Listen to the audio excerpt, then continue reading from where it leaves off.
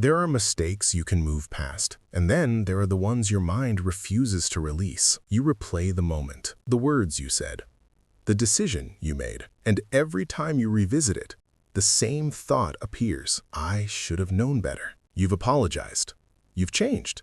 Maybe years have passed, but inside, forgiveness never arrived. So the question quietly follows you. Why is it sometimes easier to forgive everyone else, but not yourself? Self-forgiveness doesn't usually fail loudly. It fails quietly. You move forward in life. You keep functioning. But certain memories still carry weight. A conversation you regret. A relationship you damaged. A moment where you acted against your values. Your brain treats these memories differently. They don't fade like ordinary events. Instead, they replay with clarity. You remember the room, the tone of voice, the exact moment you realized something went wrong. And each replay adds another layer of judgment. I ruined that. I shouldn't have done that. That says something about who I am. Over time, the memory becomes more than a mistake. It becomes an identity marker. Not just I did something wrong, but I am someone who does wrong things. Psychologists call this moral self-threat. When your behavior conflicts with your core values, your brain doesn't just register an error. It registers a threat to your identity, and the mind tries to resolve that threat. Sometimes by changing, but sometimes by punishing itself. And that punishment can last for years, which raises a difficult question. Why would the brain hold on to guilt long after the lesson has been learned? The inability to forgive yourself is not proof that you're broken. In many cases, it's proof that your values matter deeply. People who experience strong, lasting guilt often have highly active moral reasoning systems. Your brain is trying to maintain alignment. It wants your behavior and your identity to match.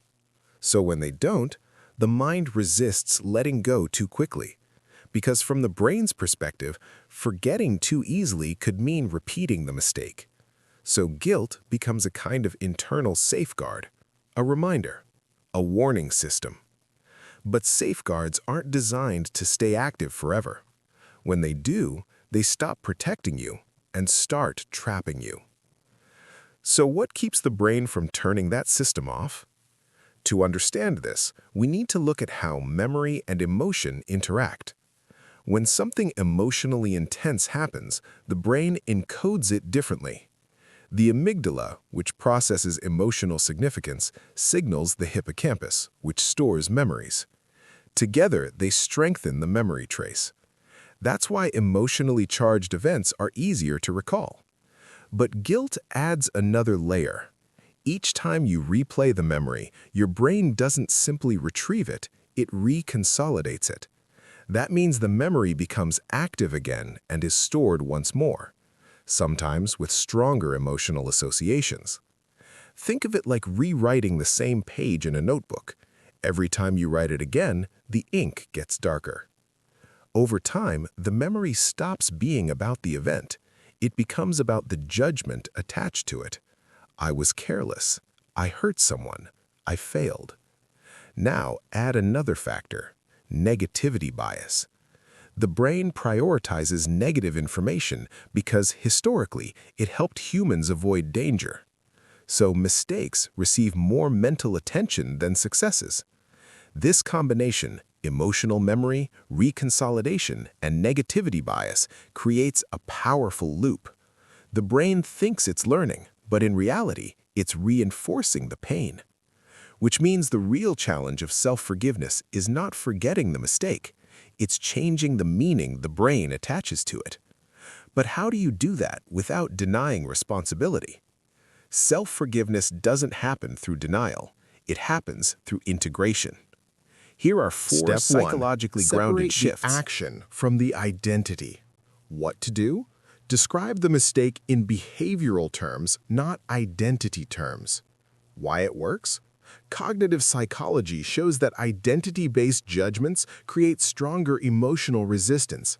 Behavioral descriptions allow the brain to process change. Real-life example? Instead of thinking, I'm a terrible person for saying that, you shift to, I said something hurtful in that moment. The action remains accountable, but your entire identity is no longer on trial. Step 2. Update the memory with new information. What to do? When the memory appears, consciously add what you've learned since. Why it works? Memory reconsolidation allows emotional memories to change when new information is introduced during recall. Real-life example? You remember a mistake from years ago. Instead of stopping at the error, you continue the narrative. That happened, and since then I've learned how to respond differently. This gradually weakens the emotional charge. Step 3. Practice self-compassion, not self-excusing. What to do?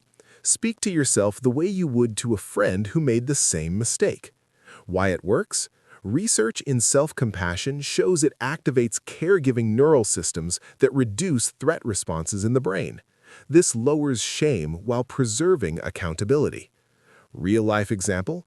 If a friend said, "I messed up and hurt someone," you wouldn't respond, "You're irredeemable." You would say, "You made a mistake. What matters is what you do now."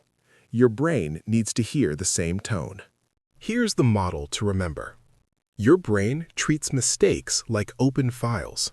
Until the lesson feels complete, it keeps reopening them. Self-forgiveness isn't about closing the file quickly. It's about finishing the processing, understanding the mistake, integrating the lesson, updating the identity. When those steps happen, the brain naturally reduces the emotional charge, not because the past disappeared, but because it has been fully understood. And understanding is what allows the mind to move forward. There are moments in life that will always feel heavy, memories you wish had unfolded differently. But the mind is not asking you to erase them. It's asking you to learn from them without becoming them. Because the worst mistake is not the one you made, it's the one that convinces you that growth is no longer possible. You are allowed to remember. You are allowed to regret. But you are also allowed to continue becoming someone new. And sometimes, self-forgiveness begins the moment you realize you are no longer the person who made that mistake.